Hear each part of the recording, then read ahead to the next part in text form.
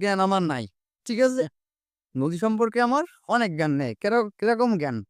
যে নদীতে কখন জোয়ার বা ভাটা এই যে এগুলো বলে, আসলে এগুলো কি? আমি খালি পানি কমা আর বাড়া এইটা বুঝি। পানি কমে যায় এবং বাড়ে। এখন বর্তমান পানি বেড়ে গেছে। এটারে কি জোয়ার বলে, কি ভাটা বলে? আমি গায়ে যেটা আমরা বুঝি না। ঠিক আছে? কারণ আমাদের তো এদিকে বাড়ি না। এজন্য আরকি। কাদা হইছে পেছনে। বর্ষা হয়েছিল। বৃষ্টির কারণে অনেক পানি হইছে। তো গাইস দেখতে পাচ্ছেন আমার পেছনে অনেক ফুল। তো এই বিকেলবেলা, বিশেষ করে বিকেলবেলা আমি যখন ঘুরতে বাহির হই, ঘুরতে যখন বাহির হই তখন বেশি ভালো লাগে আমার ওয়েদার, দৃশ্য।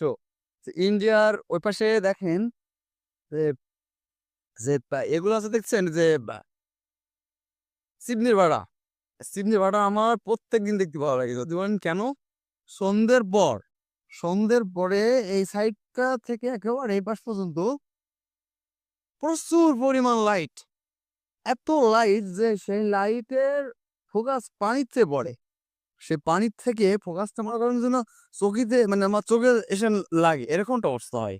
সেই কারণে আমাদের বলতে যারা আসে সবার ভালো লাগে এই জায়গাটা। বিশেষ করে ইছামতি নদীর ধারে অনেক অনেক জায়গা আছে সেগুলো ভালো লাগে সবার।